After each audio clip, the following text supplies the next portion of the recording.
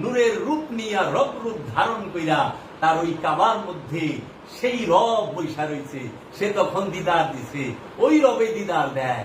এর জন্য বলছে তোমরা তোমাদের বাপ দাদার অনুসরণ করিও না, তোমরা মূর্তি পূজা করিও না। মূর্তি পূজা করবার না করছে কিসে? মূর্তি পূজা না করবার না করছে সেই মূর্তিটা হইল তোর বাপে কিপটা, তুই কিপটা হইস না। তোর বাপে লুবি, তোর দাদায় লুবি, লুবের ঠেলায় ঘুষ খাইছে, সুদ খাইছে, অন্যের সম্পদ মাইরা খাইছে। তুই এটা করিস না, খবরদার। তুই তোর রসুলের দিকে চা। তোর রসুল কি পড়ো না, তোর রসুল লুবিও না, তোর রসুল কেউ মাইরাও খায় না, তোর রসুল কেউ কষ্ট দেয় না। তুই রসুলের দিনে মানে রসুলের স্বভাবে, দিন শব্দের অর্থ স্বভাব, রসুলের স্বভাবে স্বভাবান্বিত হ। তুই বাপ দাদার ধর্ম করিস না। তোমরা তো মূর্তি পূজা করো, কোন মূর্তি? আপনারা কি দেখেন নাই আবু জেহেল আবুল আহাবরা ধর্ম লইয়া মহানবীর সাথে ফাইট দিছে? ধর্ম লইয়া মহানবীর সাথে ফাইট দিছে আবু জেহেল আবুল আহাব। না ভুল কইলাম? আবু জেহেল এটা কইছে যে আমরা যা করতেছি এটা ঠিক, তুমি যা করতেছো এটা ভুল। আজর কি বলে নাই ইব্রাহিম নবীরে? আল কোরআন ইব্রাহিম নবীরে কইতেছে, হে ইব্রাহিম তুমি যা বলতেছো এগুলা তোমার মন গড়া, এগুলা ভুল, আমরা যা করি এটা সঠিক, তুমি এটা কইরো না। কিসের মূর্তি পূজা করত? যারা নাকি কইবার পারে তোমার নিরাকার খোদা, তোমার খোদারে দেখা যায় না, আমাকে তোমার খোদারে দেখাও। মুসা নবীর উম্মতে কইতাছে দলিল দিয়া দিমু, দলিল তো চায় মৌলানা সাহেবরা, দলিল দিমু। সাহেব মুসা নবীরে ডাইরেক্ট তার উম্মতেরা বলতেছে, মুসা আমরা সরাসরি আল্লাহরে দেখবার চাই, আমরা সরাসরি আল্লাহরে দেখবার চাই। কিন্তু কত বড় নাদান মুসানবীর উম্মতেরা, মুসানবীর কাছে খাওন চায়, মুসানবীর কাছে মুসা আমরা মান্নার সালুয়া খাওয়ান চাই, রুটি চাই, খাবার চাই, খাবার দিবার কো তোমার খোদারে। আচ্ছা মুসা আমরা পানি চাই, পানি দিবার কো। খাওয়ান চাই মুসানবীর কাছে, পানি চাই মুসানবীর কাছে, ছায়া চাই মুসানবীর কাছে, আশ্রয় চাই মুসানবীর, কিন্তু দেখবার চাই আল্লাহরে সরাসরি।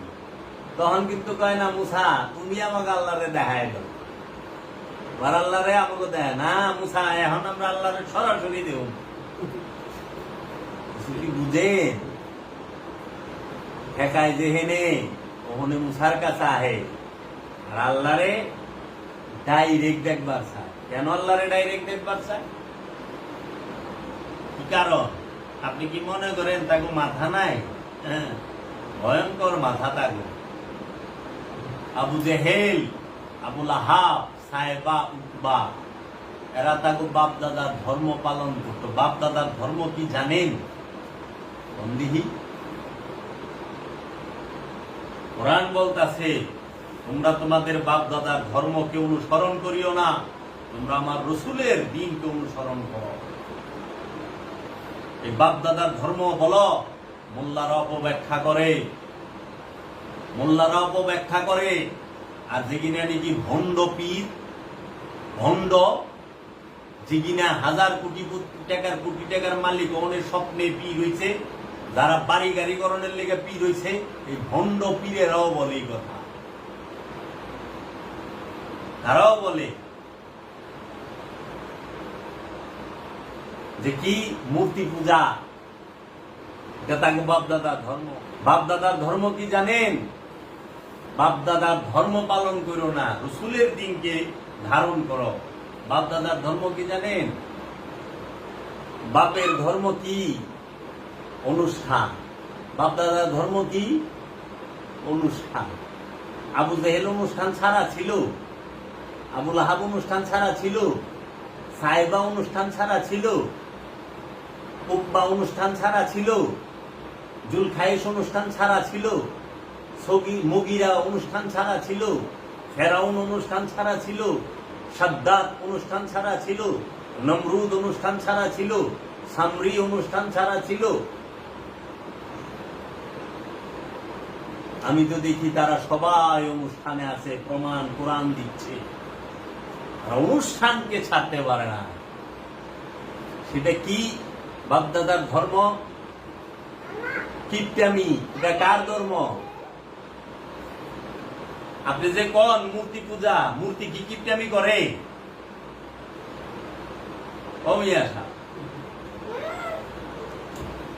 কোন মূর্তি কিপটামি করছে দেখান আমার। আপনি বলুন, এই তোমরা দেখছো না বাংলাদেশে যতটি পূজা মণ্ডপে যায়, যেরকম মা দুর্গার প্রতিমা, কালীর প্রতিমা, মা সরস্বতীর প্রতিমা, তাই না? আচ্ছা, শ্রী গণেশের, শ্রী কার্তিকের, রামের, লক্ষ্মণের, কৃষ্ণের, বাবা মহাদেবের, ব্রহ্মার, বিষ্ণুর, সবার প্রতিমা আছে। তাদেরকে তো কোনোদিন লোভ করতে দেখলাম না। তাদের মূর্তি বানায়া মন্দিরে রেখা পূজা করে। বিষ্ণু, মহেশ, ব্রহ্মা, এদের মূর্তি তো কোনোদিন কইল না যে আমাকে এই এই খাওয়ানাই না দাও, আমাকে এই জায়গায় লয়ে যাও, আমার এই মহলে রাখা। আরে মিয়া, আমার এলাকায় হিন্দু পাড়া যান, যা দেখবেন বট গাছের তলে মা সরস্বতী প্রতিমারে হাঁসের উপরে বহায় রাখছে। যে কি জানি একটা সেতারা নাকি কি, এটা দিয়া আমি ঘাড়ায় যে গেলাম, ও মা তোমার যে এনে খাড়া করে রাখছে রোদের মধ্যে, বৃষ্টিও পরে, তোমার শরীরে রোদেও পরে, কুয়াশাও লাগে, তুমি তো একবার কও না আমারে ঘরে নেই। আর যারা তোমার এখানে রাইখা গেল, হেরা তো ঘরে ঠিকই হয়েছে। বৃষ্টি হলে হেরা মানুষের দোকানের তলে যায় বহে, একটু ভিজাছে না, কিন্তু তোমার পূজা করে আবার তোমার রোদেই ভালাই দিচ্ছে। তোমার বৃষ্টির মধ্যে এই ঠান্ডা শীত মাঘ মাস গেল, হেরেও নেই রাখছে। কিন্তু যারা পূজা সকাল বিকাল দিবার যে হেরা ঘরে ল্যাপের তলে বই দিচ্ছে। আমি তো দেখি সে লোভ করে না, লোভ করে তোমার বাপ দাদারা। তুমি কিপটামি তো প্রতিমাই করে না, কিপটামি তো করে তুমি, তোমার বাপে, তোমার দাদা করে না। সুদ কে খায়? কোন প্রতিমা সুদ খায় না, মানুষে সুদ খায়। আর মানুষের ওই বাচ্চা সুদ খায়, সুদখোরও সুদ খায়, সুদখোরের বাচ্চাও সুদ খায়। তাহলে সুদ কি কোন প্রতিমায় খায়? না। মোল্লারা তো হেনে পইরা যায়, হিসাবও করে যায়, লেগা কয় বাপ দাদা তো মানে মূর্তি পূজা করতো, ঠিকই মূর্তি, কিন্তু ভয়ঙ্কর মূর্তি হচ্ছে লোভ, সে সবচেয়ে বড় মূর্তি। অহংকার, সে বিরাট মূর্তি। হিংসা, সে মূর্তি। এই ক্রোধ, সে মূর্তি। এই মোহ, সে মূর্তি।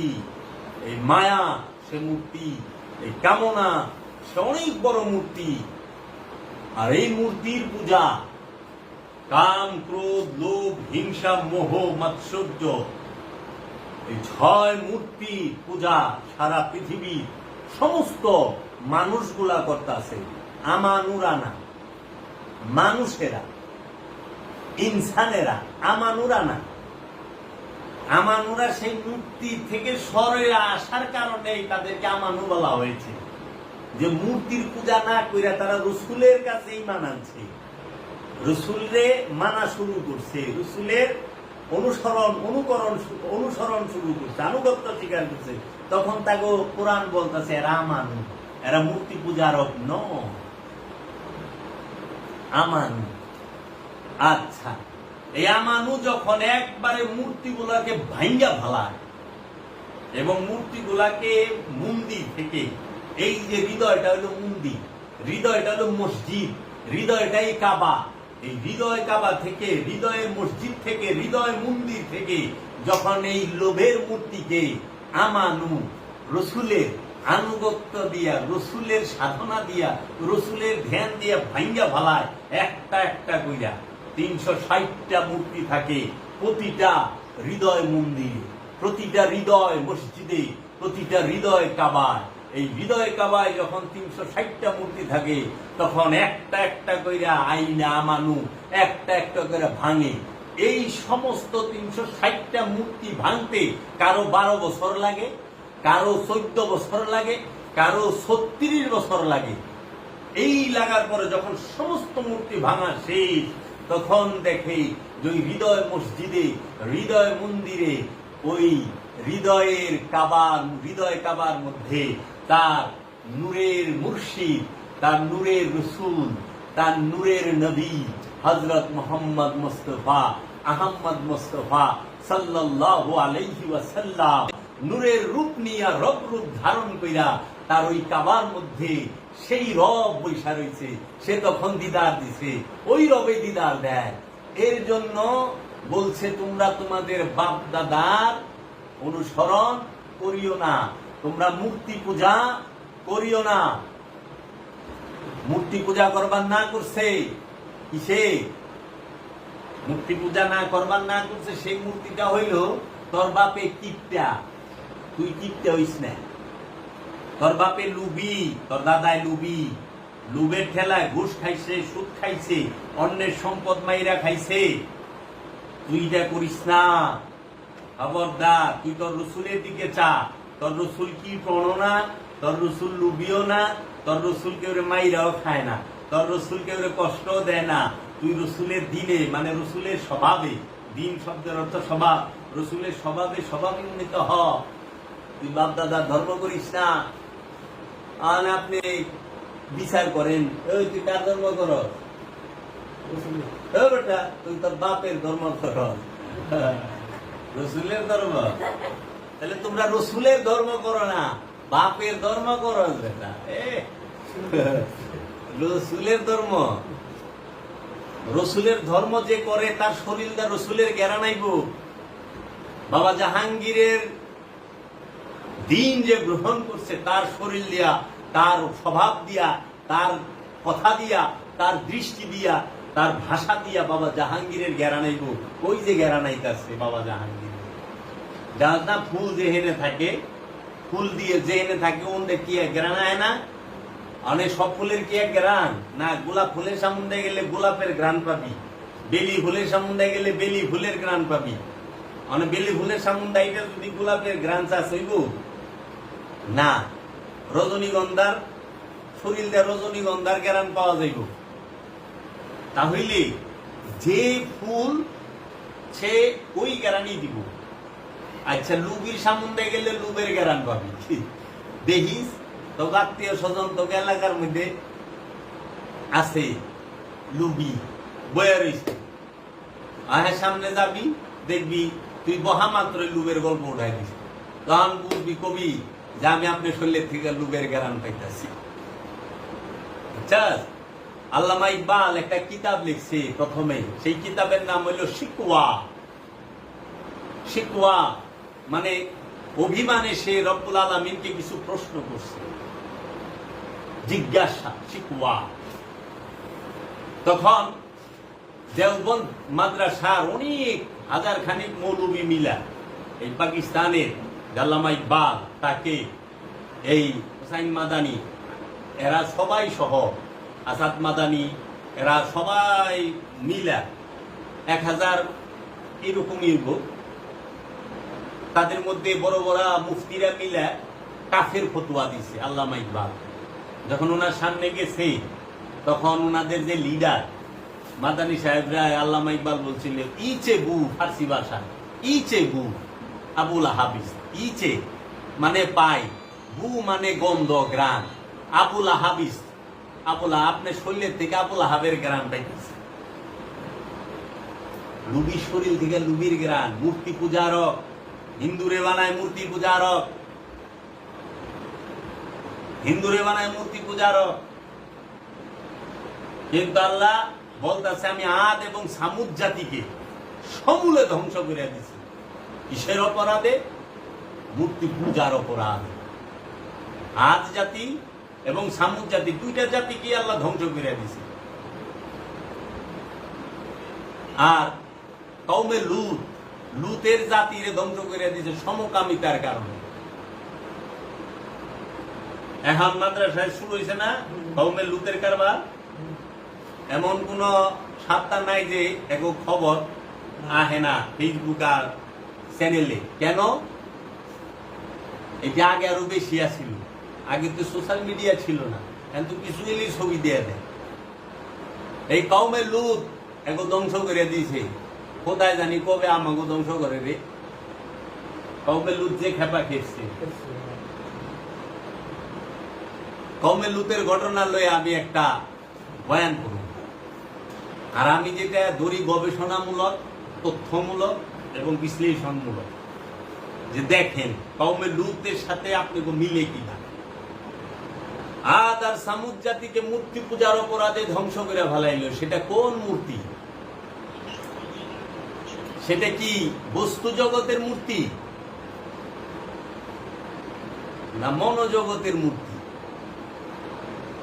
বাহিরের মূর্তি? আরে বাহিরের মূর্তি পূজা করণের লেগে এই মূর্তিতে এমন অপদার্থ, এমন অথর্ব যে এই মূর্তিরে কান্দে করে মন্দিরে সেট করার লাগে, তাই না? এই যে আমরা যে দেখি যে মূর্তি পূজা হয়, একই মানুষের ক্ষতি করতে পারে না, একই মানুষের উপকার করতে পারে কখনো না। এ মানুষের সাহায্য নিতে পারে তাও পারে না, এ মানুষের সাহায্য করতে পারে তাও না। তাইলে যে নিজে চলতে পারে না এবং কাউকে চালাইতেও পারে না, যে সাহায্য করতেও পারে না, সাহায্য নিতেও পারে না, তাইলে পরে সে যে ভালো এবং মন্দ কিছুই করতে পারে না, হ্যাঁ পূজা করে কি আসলে কি হ্যাঁ পূজা করে? তুই তো মন্দিরে যায় দেহস এরা ও মা না হর হর। আমি কথাই খুব করে না, আমি যে খালি মুসলমানরে বকুম, হ্যাগো তপে কত আবার হ্যাগো বকুম মুসলমানের না। মুসলমান মসজিদে যাইয়া কি ভক্তি দেখাইতেছে, আল্লাহরে কত ভালোবাসে দেখাইতেছে না। মসজিদে যাইয়া কোনো করে না, কিন্তু মসজিদে বইয়া কইলে কার চাকরি খাইব, কার চাকরি খাইব না, কারে কি সাইজ করবো, এই মিটিংটা ঠিকই হয় না? আচ্ছা, মসজিদের ভিতরে কি মারামারি হয় না? খবর দেখাইছে গিয়েছে সভাপতির পদ লইয়া। আমি গত রোজার আগে সবে বরাতের পরে আমি দরবার ওয়াজ করছি। জানলাই বলে রোজার মাসে শয়তান রে শিকল দিয়া বাইন্দা ফেলায়। মৌলভী সাহেবরা ওয়াজ করে, পীর সাহেবরাও করে। মাহে রমাদান, এই মাহের শাহরু রমাদান, মাহের রমাদান, এই রমাদান মাসে আল্লাহ জাহান্নামের দরজাগুলোকে বন্ধ করে দেন এবং শয়তানকে শিকল দিয়ে বেঁধে ফেলেন। আর আমার খুব শখ এই মোল্লার এই পীরের কাছে যায়, শয়তানকে কোন হানে বাইন্দা রাখছে ওইটা দেখানোর শখ। কি রে, গত বৃহস্পতিবারে এই যে 7 তারিখে একসাথে জয়সরে 2 জনকে কুবায় কেটে হালাইছে, স্পটে কুবায় কেটে হালাইছে জয়সরে। আর একজনের অবস্থা খুবই খারাপ, আপন 2 ভাইয়ের কুবায় কেটে হালাইছে, তাও 30 সেকেন্ডের ভিতরে আমি খবরে দেখলাম। আচ্ছা, আমি ওয়াজ করছি দরবারে খাড়াইয়া, যেইবার রোজা ইনশাল্লাহ মার্ডার দেখবেন। 3 রোজার দিন আমারে ওই ওয়াজের মধ্যে একদম ছিল, আইসে কুমিল্লার থেকে। হ্যাঁ, আমার ফোন করে কইতাছে, ভাইজান আপনার কথাটা সত্যি হয়েছে। আমি কি কে কয়, গত রাইতে আমাকে বাড়ির পাশের বাড়িতে একজনকে গুলি করে মেরে হালাইছে। আমি বললাম শয়তান কি ছুটে গেল নাকি? আল্লাহ না শিকল দেওয়া বাঁধছে। আমি কেমনি বান্ধে, হাতে তেল তুল লাগাই বান্ধে নাকি যে ছুটে যায় ফাঁসফুস, কি অবস্থা। কিন্তু কথা কইলে সত্য, শয়তানকে আল্লাহ বেঁধে ফেলে। এটা কোন শয়তান বুঝে? শয়তান কি বাইরে থাকে? শয়তান থাকে আপনার অন্তরে। সাধক বান্ধে শয়তান রে। কে বান্ধে? সাধকে। কারে বান্ধে? শয়তানের। আল্লাহ যদি শয়তানের বাইন্দেই হালা, তাইলে পরে তার নিরপেক্ষ রইল না। শয়তানের যে স্বাধীনতা দিল যে তরে মৃত্যুকাল পর্যন্ত আমি তরে ফিরামু না, তরে বাধা দিব না, ওয়াদা রইল। আল্লাহ শয়তানরে বান্ধে না, বান্ধে হইল সাধকে। আমি বাইন্দা ফালামু আমার হৃদয়ের শয়তান রে টাইট কইরা, না আমি লোভ করুম না, শয়তানের কাজ। আমি জুয়া খেলুম না, শয়তানের কাম। আমি অহংকার করুম না, শয়তানের কাম। আমি হিংসা করুম না, শয়তানের কাম। আমি সুদ খামু না, ঘুষ খামু না, চুরি চামারি করুম না, অন্যের সম্পদ মেরা খামু না, এইটা শয়তানের কাম। এর জন্য একজন সাধক সে সর্বপ্রথম সে তার রসুলের ধ্যান দিয়া শয়তানকে, তার হৃদয়ের যে লোভ মোহকে বান্দা ভালায়, বানলেই সে হয়ে যায় বন্দী। আর বন্দী হওয়ার পরে যখন সে মুর্শিদের ধ্যান করতে থাকে, রসুলের ধ্যান করতে করতে করতে করতে লোভ সে যখন আর তার কাজ করতে পারে না, অহংকার সে যখন আর তার কাজ করতে পারে না, মোহ যখন তার, তখন কি হয়, এই লোভ মোহ হিংসা অহংকার এগুলা দুর্বল হইতে হইতে হইতে হইতে এক সময় স্যালেন্ডার করে বানা। যেরকম তুমি যদি এই যে মেজাজি রোজা থাকো না, না খায় থাকলে কি হয়, না খায়া থাকছ, দেহ দুর্বল হইতে হইতে হইতে হইতে লাস্টে তোমার কেউ লোকে ঝগড়া করবার মন চায় না। কি ঝগড়া করবা, তুমি তো খারাই পারতেছ না, শরীর কাঁপতেছে থরথরায়। কেউ লোকে অহংকার করবা, উঠাও মন চায় না, দূর একটু শুয়ে থাকি চুপচাপ, ভাল লাগতেছে না।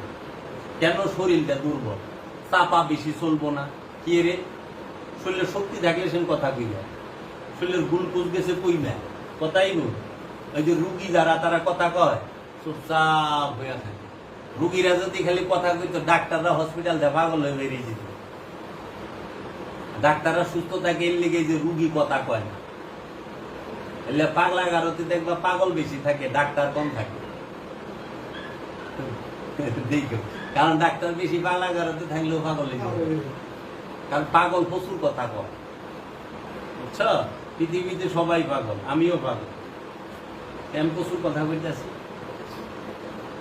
তো এই যে বিষয়গুলা, এখন ওরা কয় ওরা মূর্তি পূজা করে, আমরা পূজা করি না। আরে ওরা তো মিয়া পাথর দিয়া মূর্তি বানায়, সেই মূর্তি খের দিয়া বানায়, বাঁশ দিয়া বানায়, মাটি দিয়া বানায়। বানায় আপনি দেখেন, পূজা শেষ নিয়ে ফালাই দিবার লইছে। এরে বানাইবার গেলেও কান্দে করে আনন্দ লাগে, খের বাঁশ কান্দে করে আনো না, মাটি মাথায় করে আনো না। আচ্ছা বানাইছ, বানান শেষ, ভিতরে রাখবার গেলেও কান্দে করে না আনো। আচ্ছা পূজা শেষ, আবার ফালাইবার গেলেও কান্দে করে নেওয়া লাগে। তাহলে সব জায়গায় তো হেরেই কান্দে নেওয়া লাগে। এত কোনোদিন আমারে কান্দে লইল না, লইছে। তা আমি তো দেখি মূর্তি, তো ওরা মূর্তিরে কান্দিল, মূর্তি তো তোকে কান্দি লইল না। কিন্তু আমার যে ভিতরের মূর্তি, হৃদয়ের মূর্তি লোক, সে আমার সবসময় কান্দে লইয়া নাচতে আছে। তোরা যেরকম এই বাঁশের মূর্তি, খেরের মূর্তি, মাটির মূর্তি রে কান্দে লইয়া ফালাই দেস, ঠিক দেখবি তগো হৃদয়ে যে লোভ নামক মূর্তি আছে, সেই লোভে ওই মূর্তিতে তগো মানে নফসেরে নিয়ে একের জাহান নামে ভালা। এইটা তোরা যেরকম মাটি আর খের বাঁশ দিয়ে মূর্তি বানায় গাঙ্গে ভালাস ফাট এরকম করে, তগো হৃদয়ে যে লোভ মোহ অহংকার হিংসার মূর্তি আছে, হ্যাঁ তগো নিয়ে হইট করে জাহান নামে পালা। অনেক তোরা হৃদয়ের মূর্তি রে পালবার লইছস, কিন্তু বাইরের মূর্তি রে ডুবাইবার লইছস প্রতি বছর। হিন্দুরা যে প্রত্যেক বছর মা দুর্গার প্রতিমা ডুবায়, বাবা গণেশের, বাবা মহাদেব সবার ডুবা বিসর্জন দেয়। আসলে কি দিয়া পাচ্ছে, আমি এনে দিই হের বাইতে, আমাকে এলাকায় হের বাইতে মন্দির করে লয়। এই এলাকা সবচেয়ে হুমরা, হ্যাঁ ঠ্যাং এরকম মোটা, ওয়াজ তো অন্যটা কয়ে পারতাছি না, এরকম মোটা ঠ্যাং। হ্যাঁ প্রচুর মাল তা, নিজের বাড়িতে মন্দির বানায়, নিজে প্রতিমা বানায়, পূজা করে বিসর্জন দেয়। কিন্তু জানো স্যার মেন কারবার কি? সুদ। হিন্দু ধর্ম সুদ খাওয়া মানা। গীতা খোল, গীতার মধ্যে বলতেছে সুদ নিষিদ্ধ। দেবতাদের কথা দুই রকম নয়, এক রকম। ইসলাম ধর্ম সুদ নিষিদ্ধ, এই সনাতন সুদ নিষিদ্ধ। অথচ সবচেয়ে বড় সুদের কারবারি, পুয়ার বাড়িতে প্রতিমা বানায়, মন্দির বানায়, পূজা বিসর্জন দিয়ে বসতি। এইটি অনুষ্ঠান। আসলে সে দুর্গার পূজা করে না, আসলেই সে মহাদেবের পূজা করে না। তুমি তো সেইটা করবা যেটা মহাদেব বাবা তোমার হুকুম করছে, যেটা মহাদেব বাবা নিজে করছে, সেটা তুমি করতে পারো। নিজে করছো, ওটা আবার করা পারবা না, কেউ ভুল। কারণ উনি দেব, ওর দেব, ওটা পারবা না তুমি। কিন্তু সে যেটা হুকুম করছে সেটা করে, সে তো সুদ খাইতে না করছে, কৃষ্ণ তো সুখ খাইতে না করছে, তুমি সুখ খাও। আচ্ছা আহ ইসলাম ধর্মে মহানবী সুখ খাইবার না করছে, তোমরা সুখ খাও কে? সারা কোরআনে জঙ্গলির গুস্তা খামো না, 2 থেকে 3 বার নিষেধ আছে, হারাম। আচ্ছা মরা পশু খায়ও না, 1 কি 2 বার আছে। রক্ত পান করো না, রক্ত খায়ও না পশু, যে কোনো প্রকার রক্ত হারাম, কয়বার না করছে? 1 কি 2 বার। মরা পশু খায়ও না, হারাম। আচ্ছা সাপ, ওই তোমার জঙ্গলি খায়ও না, 2 থেকে 3 বার। খুব ডরাও, এটি খাও না, হ্যাঁ আল্লাহ নিষেধ করছে। আবার অনেক পরহেজগার তো ইমন আছে, লই আইছে বাজারে সুদের টাকা, ঘুষের টাকা, আইনা খুঁজতেছে হালাল গরুর মাংস, হালাল খাসি। বিসমিল্লাহ বলে জব করেছিস? হ্যাঁ। বুঝিস কিন্তু মাথাটা কোন দিকে রেখেছিলি, উত্তরে না দক্ষিণে? হুজুর দক্ষিণে রাখছিস। ভাই দক্ষিণে ক। আচ্ছা আচ্ছা বিসমিল্লাহ বলে জব করবি। ও লইছে সুদের টাকার ঘুষের টাকা। আমি ওখানে পরিশ্রমের টাকাতে গরুর মাংস খন দেবো? 700 টাকা কেজি গরুর মাংস। সামর্থ্য আছে পরিশ্রমের টাকা দিয়ে 700 টাকা কেজি গরুর মাংস খাইতে পারবে? কে পারবো? কোন চাকরিজীবী পারবো? যারা নাকি 30 দিনই গরুর বুঝদার ভাত খায় রোজা রাখে, বুঝতে হইব কতটুকু হালাল টাকা। না ভুল করলাম খাদেম সাহেব? পীর সাহেব ভুল করলাম? 700 টাকা কেজি গরুর মাংস, তার মধ্যে 250 গ্রাম থাকবে আড্ডি 1 কেজিতে, 3 পোয়া গুস্ত। তাহলে উঠি খায় না, আল্লাহরে ডরা। এর আল্লাহ 1 বার না করছে, 2 বার না করছে, 3 বার না করছে। সুদ ঘুষ খায়ও না, অন্যের সম্পদ মাইরা খায় না, অত্যাচার করো না, জুলুম করো না, বান্দার হক মাইরা খায় না। কোরআনে আছে 274 বার। 274 বার একটা করলে কেউ মানে না, মানে 1 বার 2 বার 3 বার একটা। 1 বার 2 বার 3 বার একটা মানো, 274 বারটা কেউই মানে না। এর লেগে খাও সুদ, বাজারে যায় হালাল খুঁজো গুস্ত। খাও ঘুষ, বাজারে যায় হালাল গুস্ত খুঁজো, হালাল তরকারি খুঁজে, হালাল সাবান গোসল করে যায়, হারাম খা, ঘুষ খা, সুদ খা। তিব্বত সাবান তো হালাল সাবান, লাইফ বয় হালাল সাবান, লাইফ হালাল সাবান। এগুলোর বিরুদ্ধে কথা কই। অহানে মৌলানা সাহেবরা যে 2টা কথা কও, ওই 2টা রাজনৈতিক কথা। রাজনীতি তো আলেম করতে পারে না। যার ভিতরে কোরআনের এলেম আছে, জ্ঞান আছে, দর্শনের জ্ঞান আছে, সে রাজনীতি করতে পারে না।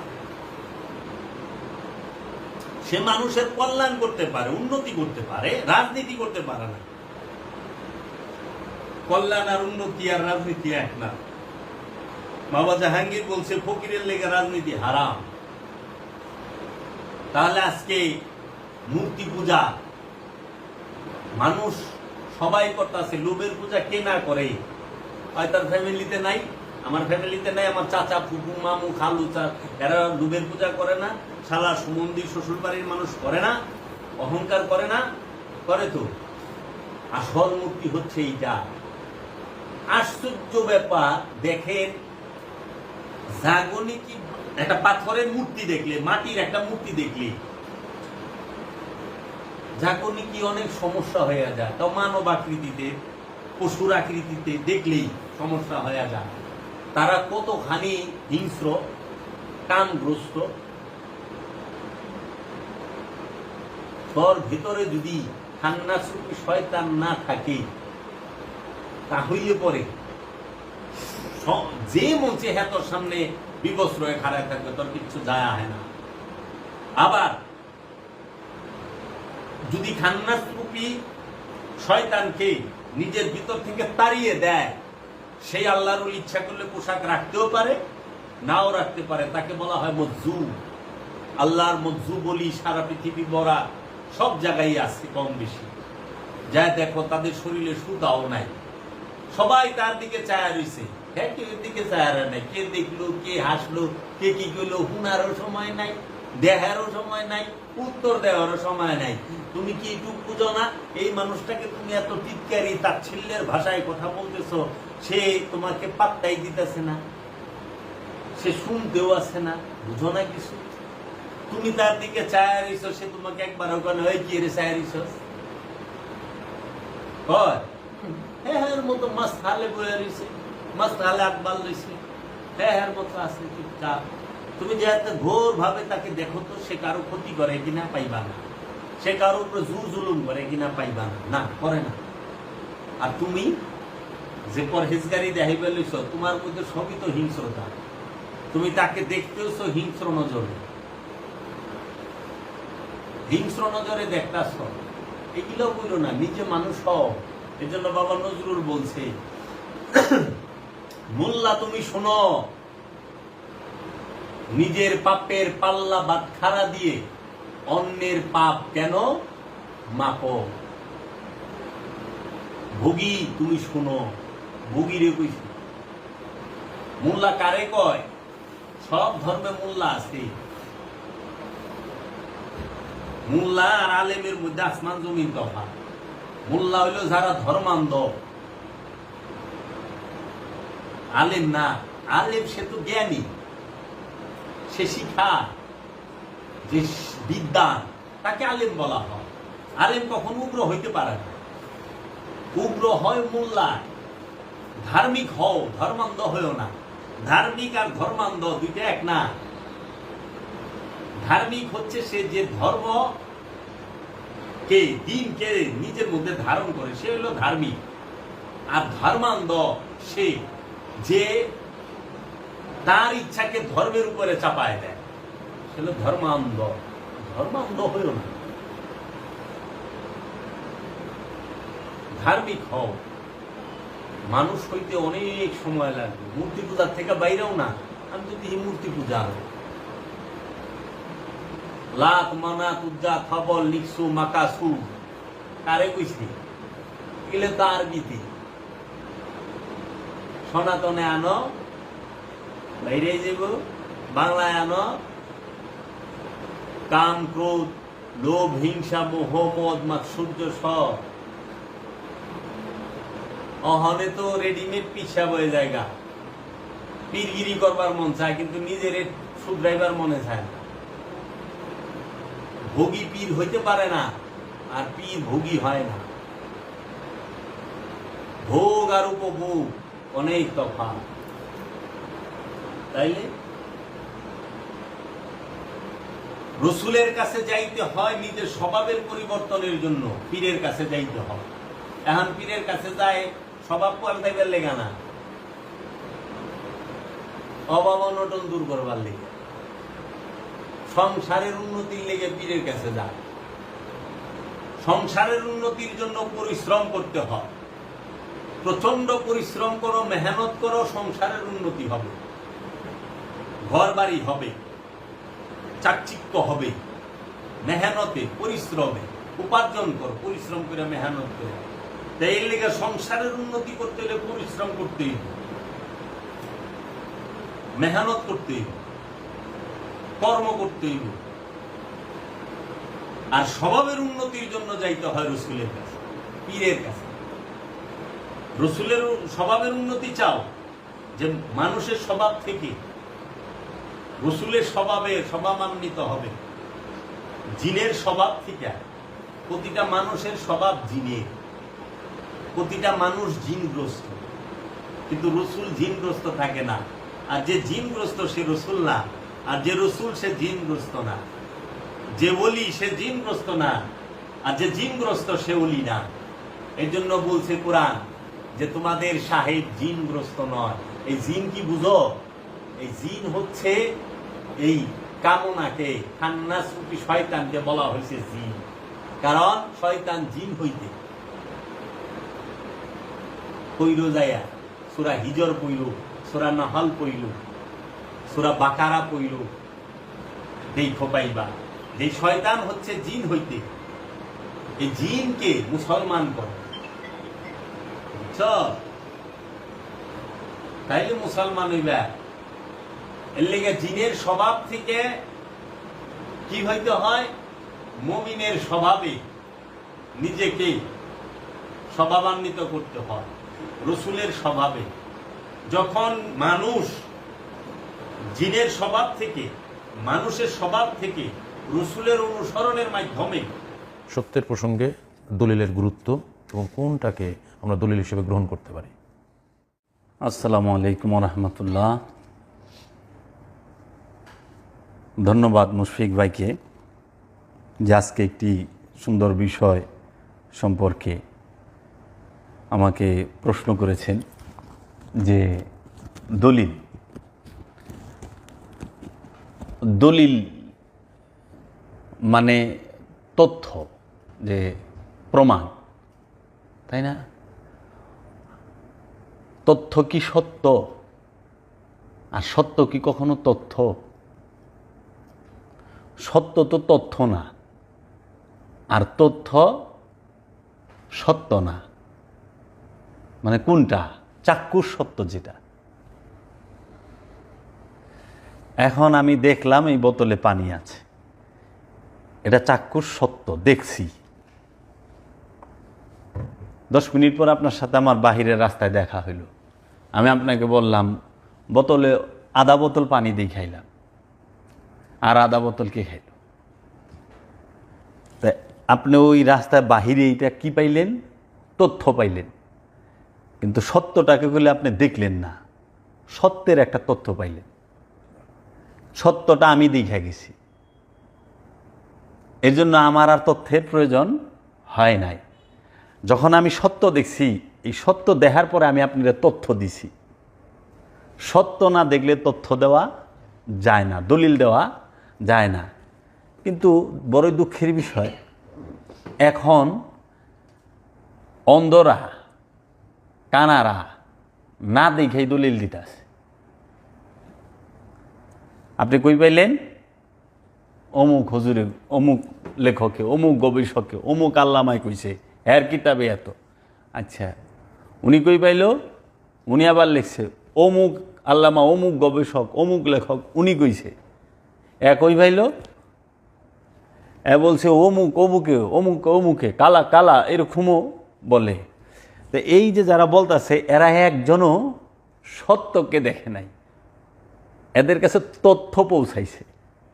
কিন্তু সত্য যে দেখছে, এরকম যাইতে যাইতে যায় দেখি লাস্টে আল্লাহর রসুলই বের হয়। তাহলে সত্য দেখতেছে কে? আল্লাহ রসুলে, ইসলাম ধর্মের বিষয়ে। আচ্ছা, সত্য দেখতেছে কে? বিজ্ঞানীতে। সায়েন্সের বেলায় বিজ্ঞানীতে সত্য দেখতেছে, কিন্তু বিজ্ঞান যে পড়তেছে সেগুলো সত্য দেখতেছে না, সে সত্যের তথ্য জানতেছে। তাহলে সত্য আর তথ্য দুই জিনিস, দেখা আর শোনা। তথ্য হইল শোনা যায়, দলিল শোনা যায়, দলিল পাওয়া যায়, কিন্তু ঘটনা যেটা ঘটছে, দলিলটা কি সেই ঘটনাটা দেখা যায় তথ্য দিয়া? যেরকম আমরা শুনছি যে পুরান ঢাকায় আগুন লাগছে, হোটেল পুড়ে গেল, এটা তথ্য। কিন্তু যে ওইখানে স্পটে আসছিল, সে দেখছে আগুনটার ভয়াবহতা কীরকম, আগুনটা কেমনভাবে লাগছে এবং তার শরীরে কেমন লাগছে, সে কি ফিল করছে, সেটা কি তথ্যের মধ্যে দেওয়া সম্ভব? সেটা তথ্যের মধ্যে দেওয়া সম্ভব। তো আসলে এই যে আমরা দলিল খুঁজি, সবচেয়ে বড় জিনিস হইল দলিল খোঁজার পিছনে একটা অদৃশ্য দুর্বলতা লুকায় থাকে। দলিল দেন মানে তার মেন্টালিটিটা, তার মানসিকতাটা হচ্ছে সে আমাকে আটকাইব। আটকানোর মানসিকতা, এই দলিল দেন, কথা যে কইলেন দলিল দেন, কিন্তু সে এইটা বিবেচনা করে না কথাটুকু কতটুকু যৌক্তিক, কথাটুকু কতটুকু বাস্তব না অবাস্তব, কাল্পনিক। যেরকম আমরা অনেক জায়গায় বয়ানে শুনি, যেরকম বাংলাদেশের বড় বড় আলেমরা ওয়াজ করে, আল্লাহর বান্দা, মুসা নবীর জামানায় এমন কমলা ছিল যে উটের উপরে দিলে উট হইয়া পড়তো। আমি আনসারি সাহেবের এক ওয়াজই শুনছি। তারপরে জান্নাতের কুল বড়ই এক একটা মটকার মতো হইব, জান্নাতে বড়ই গাছে বড়ই কুল বড়ই, এই যে বাউকুল কর না, বাউকুল, এই বাউকুল একটা হইব একটা মটকার মতো। যখন এই কুল জান্নাত আপনার দিব, তখন যখন আপনি ভাঙবেন দেখবেন যে এই কুল বড়ইয়ের ভিতরে হুর বয়ে রয়েছে একটা মেয়ে, গয়না টয়না পিন্ধা সাজ্জা গুজ্জা এত সুন্দর, ওরে বাবার হুর বয়ে রয়েছে। তখন আল্লাহ কইব তুমি ডরায়ও না, এটা তোমার পুরস্কার দিছি, বড়ইয়ের লগে খাও। হাজার হাজার মানুষ সুবহানাল্লাহ, নারায়ে তাকবীর, আল্লাহু আকবার দেখি কবে লিখছে। আমি আশ্চর্য হয়ে গেলাম যে এই যে বাস্তবতা কিংবা এর সত্যতা কিংবা এর বিবেচনাটা এই একটা মানুষ করলো। সে কিন্তু তথ্য দিল, এখন তার কাছে দলিল চান, সে কিতাব দেখাই দিব। এখন যে আপনাকে এই বইটা দিছে সে কতটুকু দেখছে? আমরা তো দেখি যারা বিভিন্ন ইতিহাস লেখে, যেরকম অনেক ইতিহাস, দ্বিতীয় বিশ্বযুদ্ধের ইতিহাস লিখছে, অনেক মানুষ আছে যে দ্বিতীয় বিশ্বযুদ্ধের অনেক পরে জন্মাইছে, কিন্তু দ্বিতীয় বিশ্বযুদ্ধের ইতিহাসগুলি সে লিখছে। আবার আমরা দেখি উমাইয়া আব্বাসিয়া রাজবংশের আমলে যে হাদিসের কিতাব লিপিবদ্ধ হয়েছে, এখন যারা হাদিস বলছে কিংবা যে হাদিস সংগ্রহ করছে সে মহানবীর আমলেরও 200 বছর 250 বছর পরে জন্মাইছে, কিংবা 200-250 বছর পরে হাদিস লেখা শুরু করছে। তো 200-250 বছর, এটা কিন্তু একটা বিশাল গ্যাপ, বিশাল গ্যাপ, যে 2টা জেনারেশন 3টা জেনারেশন চলে যায়। আবার দ্বিতীয়ত কথা, যখন এটা লিখছেও তখন একটা সাহাবিও জীবিত ছিল না, একটাও না। তার মানে এই যে দলিলটা সে দাঁড় করাচ্ছে কারো থেকে শুনে, কিন্তু যে বাস্তব থাইকা উপস্থিত থাইকা নিজে কানে শুনছে সে কিন্তু ওইখানে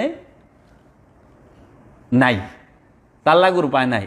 এখন আপনি একটা কথা আপনার বাবার থেকে সরাসরি শুনছেন, এখন আপনার বাবা চলে গেছে, কিন্তু ওই কথাটা আমি আপনার থেকে শুনছি, কিন্তু আপনিও চলে গেছেন। এখন আমি যেটা কমু সেটা কি সত্য হবে না তথ্য হবে? এর জন্য বলছে ইনফরমেশন, তথ্য, নলেজ, হ্যাঁ, এডুকেশন, বিদ্যা, এটি জ্ঞান না। উইজডম আর নলেজ কখনোই এক না। একটা হলো সৃষ্টির জ্ঞান, আর একটা হলো অনুসরণের জ্ঞান, অনুকরণের জ্ঞান। একটা হলো সৃষ্টির জ্ঞান। এর জন্য বাবা জাহাঙ্গীর বলছে যে কবি নজরুল, রবি ঠাকুর, লালন শাহ, পাঞ্জু শাহ, দুদ্দু শাহ, হাসান রাজা, এরা আসছে সৃষ্টির জ্ঞান নিয়ে, বাবা জাহাঙ্গীর আসছে সৃষ্টির জ্ঞান নিয়ে। তারা কিছু দিছে, সৃষ্টি করছে, নিজের থেকে উদ্ভব হয়েছে। আবার এই রবি ঠাকুরেরই উপন্যাস ঢাকা ইউনিভার্সিটিতে পড়ানো হচ্ছে, তাই না? তারা কি সৃষ্টি করতেছে না রবি ঠাকুরের অনুকরণ করতেছে? অনুসরণ করতেছে। তাহলে যে পড়ে আর যে পড়াটা দেয় সে কি এক না? ছাত্র আর গুরু কি এক না? মহানবী কোরআন দিয়েছে আর আমরা কোরআন পড়েছি। তফাৎটা কই? মহানবী দাতা, আমরা গ্রহীতা। তা আবার সবাই গ্রহীতা না। আবার আমরা মহানবী দেওয়া কোরআন আমরা বুঝি না ডিকশনারি ছাড়া। আমরা বুঝি ডিকশনারি না হলে, এখন অনুবাদ না হলে আমি তো বুঝি না, কিচ্ছু বুঝি না। কে বুঝে? কোন আলেম সাহেব বুঝে যে বাংলাদেশের যে অনুবাদ নাই, উনি সরাসরি আরবিটা বুঝে, কারণ ওনার ভাষা আরবি না তো। তাহলে আমার কয়টা উপায় নিতে হচ্ছে? ডিকশনারি, গুরু, দুইজনই, লুগাত এবং গুরু। তাহলে পরে মহানবীর কিন্তু ডিকশনারি নিতে হয় নাই, মহানবীর গুরু নিতে হয় নাই। যে দেয় একটা বিষয় ভাইজান, ধর্ম বিষয়টা যেটা, সেটা হচ্ছে একান্তই বিশ্বাসের উপর বেসেস করে চলে। আপনি যে ধর্মের প্রবর্তক হন না কেন, যখন সেটা সমাজে এস্টাবলিশ করতে যাবেন, নিশ্চয়ই কিছু তথ্য দিবেন তারে। জি তথ্য দিয়ে তো আপনি প্রচার করবেন ধর্মটারে। জি এখন কোন তথ্যের উপর ভিত্তি করে যে টপিকস নিয়ে আলোচনা করতেছেন, যে কিসের উপর ভিত্তি করে আমি উপলব্ধি করব যে আপনার এই ইনফরমেশনটা, আপনার এই তথ্যটা এটা সত্য, আমি এটার কি দলিল আছে? মানুষ সবসময় যেহেতু বিজ্ঞান মানুষ সবসময় প্রুফ চায়, জি দলিল চায়, দলিল চায়, যে কারণ এটা বিজ্ঞানের যুগে মানুষ সত্য না দেখলে উপলব্ধি করতে পারে না। তো সত্যটা আমি কিভাবে বুঝবো যে আসলে এটাই সেই শতসিদ্ধ সত্যটা, যে মেসেজটা বিভিন্ন নবী রাসূলুল্লাহ দিয়ে যায় বা বিভিন্ন ধর্মের প্রবর্তকরা তার সমাজে প্রচার করার জন্য যে মেসেজটা নিয়ে আসে, এখন কিভাবে সেই অনুসারীরা উপলব্ধি করবে যে এটাই সত্য? আমি আপনাকে একটা বিষয় বলতে চাই। দেখেন, বিজ্ঞান এবং মেডিকেল সায়েন্স কি বলতেছে, যে আমাদের দেহের ভেতরে যতগুলো শিরা উপশিরা আছে, রক্তনালী যা আছে, সব কিছুর ভিতরে কিন্তু রক্ত বা হাওয়া এটা কিন্তু চলাচল করতেছে। কিন্তু এটা যে এবং অনেক স্পিডে সে চলাচল করে, কিন্তু আমি কিন্তু এটার কোনো আওয়াজই পাই না। আমার পাকস্থলীতে কত প্রকার কার্যক্রম, খাবার হজমের, লিভারের কাজ, হার্টের কাজ, সমস্ত কিছু, কিন্তু আমি আমার লিভার কি কাজ করতেছে কোনো শব্দ পাই না। হার্ট যে পাম্পিং করতেছে ব্লাড, সে আমি পাই না। কিন্তু আপনি দেখেন আমার আপনার কানের পাশ দিয়ে যদি একটা মশা উইরা যায়, একটা মশা যদি একটা মানে ওর ডাকটা সেটাও শুনতে পান। কিন্তু আমাদের শরীরের ভেতরে যে এত রক্ত, অক্সিজেন এবং যে খাদ্য, পাকস্থলীর যে হজম প্রক্রিয়া যা কিছু আছে, সমস্ত কিছুই এত কাজ করতেছে, কোনো শব্দ আমরা শুনতে পাই না। কেন পাই না? কি কারণ? কি কারণ? আমাদের সব সময় ফোকাসটা হলো বাহির সাইডে। প্রতিটা মানুষের ফোকাস হচ্ছে, আমি কিন্তু মুসলমানের কই নেই, ইমানদার, প্রতিটা মানুষের ফোকাসটাই হচ্ছে আউটসাইডে, বাহিরে। আর যেই ফোকাস বাহিরে করে তখনই সে কি করে? দলিল খোঁজে, দলিল খোঁজে, দলিল দাও, দলিল দাও, দলিল দাও। কারণ বাহিরের অনেক বিষয় সে চোখের সামনে দেখতেছে কিন্তু বিশ্বাস করতে পারতেছে না। দেখাও, দেখাই কি বিশ্বাস করুন যায়? আপনি দেখতেছেন যে একজন আল্লাহর ওলি আপনার সামনে দাঁড়ানো, কিন্তু আপনি তাকে বিশ্বাসই করতে পারতেছেন না যে সে ওলি। আপনি তাকে ভণ্ড বলতেছেন।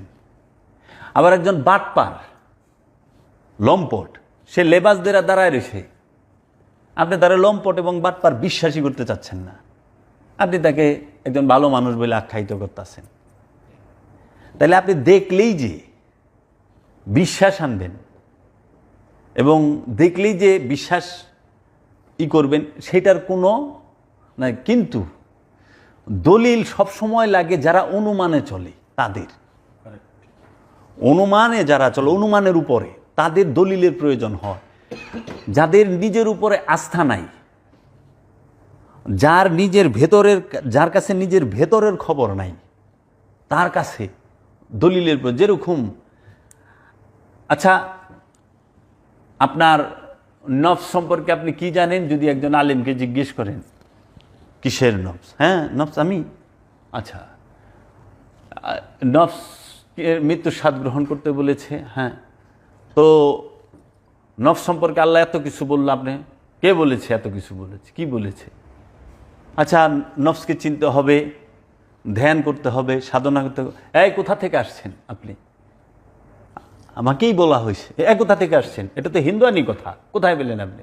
এই হিন্দুয়ানি কিচ্ছা কাহিনী, এই ধ্যান, এটা হিন্দু? আচ্ছা, আশ্চর্যের বিষয়, এখানে আবার হিন্দু আমদানি এলো কেমনে? খেয়াল করেন, কথা রাখুক যে আপনি যে কথাটা বললেন হিন্দু আমদানি হইল কীভাবে? ওখানে আমি যদি বলি ভাইজান এই দেহটা দেহ আছে এরকম, আরে হিন্দুরও দেহ আছে, আমারও দেহ আছে। হিন্দুর দেহ যে সমস্ত অঙ্গ প্রত্যঙ্গ আছে আমার দেহ, হিন্দু কি দেহের উপরে নির্ভর করে? না। তাহলে আমি নফস সম্পর্কে যখনই আপনাকে জিজ্ঞেস করি, আমি সাধনা সম্পর্কে যখনই আপনাকে জিজ্ঞেস করি, তখনই আপনি বলেন কি দলিল কই, দলিল দেন। আচ্ছা দলিল দেওয়া হইল, সূরা তাওবা আছে, সূরা তাওবার 2 নম্বর আয়াত ফাসিহু ফিল আরদি আরবাআতা আশহুর। না না, এটা ওইটা বলা হয় নাই, এটা ওইটা না, এটা অন্যটা। এখন আপনি কি করবেন? সেই দলিল দিতেছেন, তাও বিশ্বাস করতেছেন, ওই অলির মতো চোখে দেখতেছে এটা সত্য, কিন্তু মানতেছে না। তখন উনি কি করব, কতটি হাদিস, কতটি এজমা কিয়াস, বড় বড় আলেমদের কিতাবটা নিয়ে আসবো। কিন্তু মূল বিষয়টা কি, যে সে একবারও ইউটিউব বোঝার চেষ্টা করব না, সে যে ধ্যান সাধনা মুরাকাবা মুশাহেদার কথা বলল, মেডিটেশনের কথা বলল, আসলে বিষয়টা কি। আমি যেহেতু প্রথম শুনলাম, এই জায়গাটায় আমি জাস্ট একটা বিষয় আর একটু ক্লিয়ার হওয়ার জন্য, দরকার নেই আমার সাউন্ডটা যাবে। বিষয়টা হচ্ছে মানে আমরা যখন বুঝতে পারছি সুফি দর্শন আত্মদর্শন, নিজেকে দেখার জায়গাটা সত্য, সবাই নিজের মধ্যে ওই সত্যটাও হয়তো উদ্ঘাটিত হতে অনেক সময় লাগে। তারপরেও যে নবী রসুল্লাহ যেরকম আসেন আমাদের জায়গায় যে বার্তাগুলো নিয়ে আসেন, এবং আমরা বলছি যে ওনারা সার্বজনীন, মানে কিছু জায়গায় সবার জন্য বোঝার উপযোগী হয়ে ওঠে।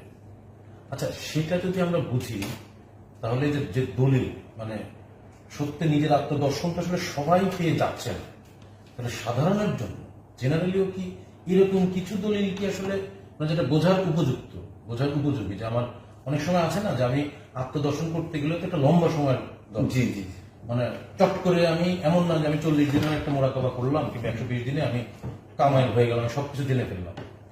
তাহলে বাকি যে সময়টা আমি নিজের ওই চূড়ান্ত সত্যের স্থিতি হওয়ার পর্যন্ত, এই মধ্যবর্তী সময়টাতে আমি কিসের উপরে ভিত্তি করে বুঝতে পারবো? যতক্ষণ পর্যন্ত আমি সত্য দর্শন না করছি ততক্ষণ পর্যন্ত আমি আসলে কিসের উপরে নির্ভর করব?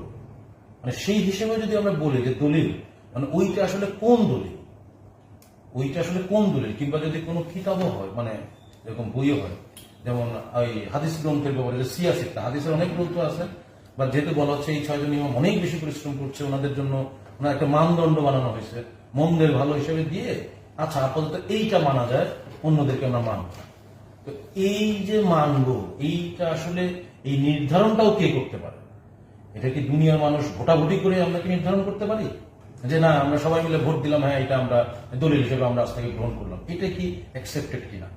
মানে আমাদের সাধারণের বোঝার জন্য হলে মানে কোনটাকে আমরা আসলে তাহলে আপাতত একটা দলিল হিসেবে, বিষয়টা এরকম হইতে পারে যে দলিল আমি কোন বিষয়ের উপরে দেওয়া যায়, কোন বিষয়ের উপরে দলিল হয়, কোন বিষয়ের উপরে দলিল হয় না। হ্যাঁ, যেরকম আপনি ফজিলতের বিষয়, এখানে আপনার দলিল অবশ্যই লাগবে। যেরকম 1 রাকাত নামাজ পড়লে কতখানি ফজিলত, কিংবা সালাম দিলে কতখানি ফজিলত, কিংবা দান সৎকা করলে কি ফজিলত, এইটার একটা দলিল হয়। কিন্তু আমি 2 বছর মুরাকাবা করে নিজেকে চিনতে পারবো, এটার কোনো দলিল দেওয়া যাবে না, সম্ভব না।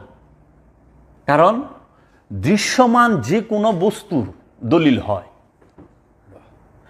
অদৃশ্য যে সমস্ত বিষয় সেগুলোর দলিল হয় না।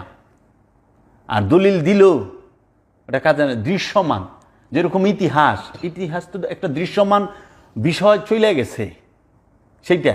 এখন আমি যদি কই আল্লাহ আছে, দলিল দেন। আপনারা যদি প্রশ্ন করে, কাউকে প্রশ্ন করে যে আল্লাহ যে আছে দলিল দেন, সে কতটি এই বাইর করবো, আল্লাহ কইছে আমি সব জায়গায় আছি, আমি এই আছি। আরে এটা তো আমিও মানি যে সে সব জায়গায় আছে, কিন্তু সব জায়গায় যদি থাকে, এখানে যেরকম সব আছে আমি সব দেখতেছি, কিন্তু তারে তো দেখতেছি না। এখন আপনি এখানে তো আপনার দলিলের দুম হারায় ফেলাইবেন। এখানে তাহলে কি আসবো? বিশ্বাস। আর সেই বিশ্বাসটা কি? আনুমানিক, অনুমানে, যে হ্যাঁ আমি দেখি নাই কিন্তু আছে। এখন এই অনুমানের বিশ্বাসটাকে নিয়েই আমার সামনের দিকে অগ্রসর হইতে হবে। বাস্তব প্রত্যক্ষ দর্শন করা, দেখার, বিশ্বাস অর্জনের জন্য। যেরকম আপনি আহেন যে ভাই কি আপনি এই দেহ বলে আপনি না, না ভাই এই দেহটা আমি না, তাহলে আপনি কি? নফস হইল আমি। নফসটা দেখান আমারে, কি দলিল দিবেন? 2-4টা দলিল দিবেন। নফস আছে, কুল্লু নফসুন যায়কাতুল মউত, প্রত্যেক নফস মৃত্যু। আমি যদি মৃত্যুর দলিল দেখান, মৃত্যুর দলিল মৃত্যু ছাড়া দেখান যাইব? দলিল দিয়ে কাগজের এই কিতাবের পাতার লাইন দিয়ে কি মৃত্যু দেখান যাইব? মৃত্যুর দলিল মৃত্যু নিজেই। এর জন্য মৃত্যুর দলিল কোনোদিন বই দিয়ে দেওয়া যায় না। মৃত্যু হবে এইটার দলিল বই দিয়ে দেওয়া যায়। মৃত্যু হবে এইটার দলিল আপনি বই, কোরআন, হাদিস দিয়ে দিতে পারবেন, কিন্তু মৃত্যুর দলিল কোনোদিন বই থেকে দিতে পারবেন না। আল্লাহ আছে এইটার দলিল আপনি কোরআন, হাদিস দিয়ে দিতে পারবেন, কিন্তু আল্লাহ আছে এইটার দলিল আপনি কোরআন, হাদিস দিয়ে দিতে পারবেন যে আল্লাহ আছে, কিন্তু আল্লাহর দলিল আপনি কোরআন, হাদিস দিয়ে দিতে পারবেন না। সেটা দিতে লাগবে আপনার মুরাকাবা, মুশাহেদা। এর জন্য মহানবীরে যখন জিজ্ঞেস করছে যে ইয়ার হে মোহাম্মদ, ইয়ামান থেকে কিছু জাদুঘর, যে হে মোহাম্মদ আপনি যদি আমাদেরকে আল্লাহ দেখাইতে পারেন তাহলে আমরা ঈমান আনব। তার প্রশ্নটা দেখছেন, আপনি যদি আল্লাহ দেখাইতে পারেন। এরা কিন্তু কয় নাই যে আপনারা যদি আল্লাহ আছে দলিল দেখাই পারেন তাহলে আমি ঈমান আনব, এই কথাগুলো ওরা কয় নাই। ওরা কইছে আল্লাহ যদি দেখাইতে পারেন আমি ঈমান আনব। সঙ্গে সঙ্গে দয়াল রাসূল সাল্লাল্লাহু আলাইহি ওয়াসাল্লাম তার পবিত্র জামা মুবারক একটু উঠায়া খালি এইভাবে দেখাইল যে মান রানি ফাকাদ রা আল হাক্কা, যে আমাকে দেখছে কোনো সন্দেহ নাই সে খোদায়ের দেখা ফেলাইছে, জামারে দেখছে। তাহলে দেখেন আল্লাহ আছে এইটার দলিল আপনি বুড়ি বুড়ি আনতে পারবেন, কিন্তু আল্লাহর দলিল আপনি বুড়ি বুড়ি আনতে পারবেন না। আচ্ছা, জ্ঞান সেটা আছে, হ্যাঁ জ্ঞান সেটা নূর। আল্লাহ কি নূর, দলিল আনা পারবেন, কিন্তু নূর আনতে পারবেন আপনি? নূর দেখাতে পারবেন? নূরের দলিল দেখানো যায়, কিন্তু নূর দেখানো যায় না। তাহলে দলিলটা কোন জায়গায় খাটে? দলিল খাটে হইল দৃশ্যমান জায়গায়, যেটা দৃশ্যমান। আপনি টিভিটা কিভাবে বানাইছেন? আমি এইভাবে বানাইছি। টিভি বানাইতে এই লাগে, এই দলিল। কম্পিউটার বানাইতে এই লাগে। মোবাইল বানাইছি এই লাগছে, এই যে দলিল। এমনি এমনি করো, এমনি এমনি লাগাও, এইটা। কিন্তু যে বিজ্ঞানী অনেক বছর সাধনা করে এই মোবাইলটা আবিষ্কার করছে, সেটার দলিল সে নিজেও দিতে পারবে না আপনাকে। যে এত বছর যে তার ভিতরে সে চিন্তা করছে, সাধনা করছে, সাধনা ছাড়া, গবেষণা ছাড়া কোনো সৃষ্টি হয় না। সাধনা ছাড়া, গবেষণা ছাড়া কোনো সৃষ্টি হয় না। যে মৌলবী সাহেব, যে পণ্ডিত সাহেব, যে পাদ্রী সাহেব, যে ধর্মযাজকরা বলে যে এই সাধন ভোজন এগুলা কিচ্ছু না, আর আপনি নিজেও সাধনা ছাড়া হন নাই। আপনার গর্ভধারিণী মা, সেও আপনার বাপের শুক্রাণুটারে গর্ভে নিয়ে 9টা মাস সাধনা করছে, তারপরে আপনার মতো এরকম একজন মানুষ জগতে আইছে। সাধনা ছাড়া কিছুই হয় না, কোনো সৃষ্টি সাধনা ছাড়া হয় নাই। হ্যাঁ, সাধনা ছাড়া একটা জিনিস হয়, সেটা হলো ধ্বংস। ধ্বংস হইতে সাধনা লাগে না ফেলে, এর লেগা উপরে যাইতে সিঁড়ি লাগে, উপরে যাইতে উসিলা লাগে, কিন্তু নিচে নামতে গেলে কোনো সিঁড়ি উসিলা লাগে না। কেমনে? আপনি এন থেকে 5 তলায় যাইবেন, বিল্ডিংয়ের সিঁড়ি দিয়ে যাওয়ার লাগবে 5 তলায়। আপনি এন থেকে 20 তলায় যাইবেন, 20 তলা বিল্ডিংয়ের উপর উঠবেন, লিফট দিয়ে যাইতে হইব। সিঁড়ি দিয়ে গেলে হার্ট অ্যাটাকের চান্স আছে, ব্রেন স্ট্রোকের চান্স আছে অনেক সময় দুর্বল মানুষ হইলে। আচ্ছা, আপনি 1000 ফিট উঁচায় যাইবেন, তখন আপনার প্যারাশুটের উসিলা লইতে হইব, নাহলে হেলিকপ্টারের উসিলা লইতে হইব। আপনি আরও উপরে যাইবেন, বিমানের উসিলা লন লাগবো, আপনি ওখানে রকেটের উসিলা লইতে হইব।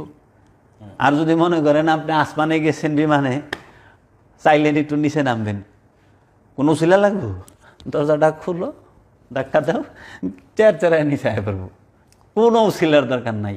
এর লেগে নিচে পড়তে কোনো উসিলা লাগে না, উপরে উঠতে গেলে উসিলা লাগে। যারা বলে উসিলার প্রয়োজন নাই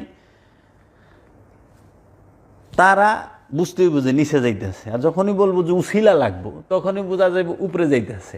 তো বিষয়টা হলো দলিল খুঁজে সব সময় অন্ধ হয়। এর জন্য গৌতম বুদ্ধের জমানায় একজন অন্ধ আছিল। এই গল্পটা অনেকেই জানে যে গৌতম বুদ্ধের জমানায় এক অন্ধ আছিল, জন্মান্ধ।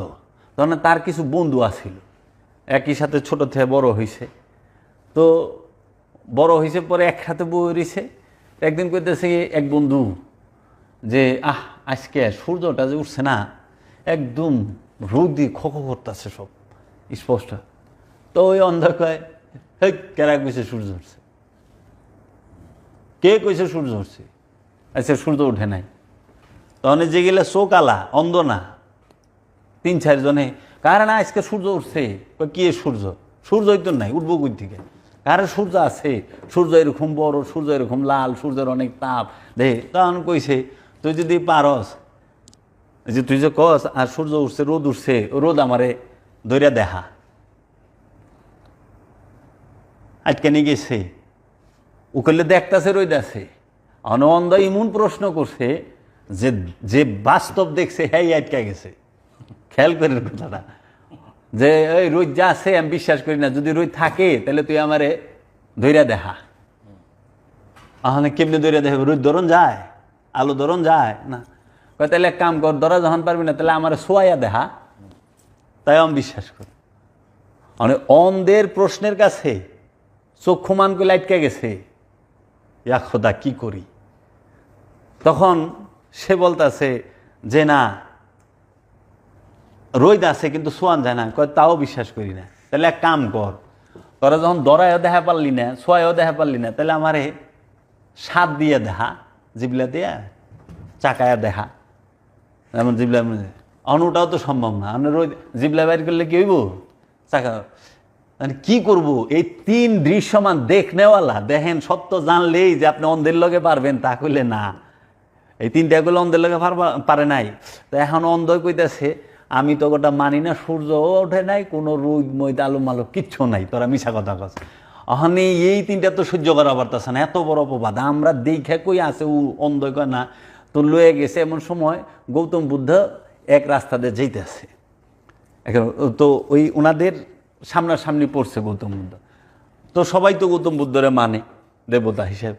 বলতেছে দয়াল, আমরা 4 বন্ধুই যে অন্ধ হইলে আমার বন্ধু। তো ওরে কইতেছে কি আজকে রোদটা খুব সুন্দর উঠছে, সূর্য খুব সুন্দর উঠছে, আজকে একদম ফকফকা আলো আছে। ও কোনো বাতেই মানতেছে না। তখন ও কয় যে রোদ যে আছে, আলো যে আছে, তুই আমার আলোরে ধরে দেখা। আমি আলো তো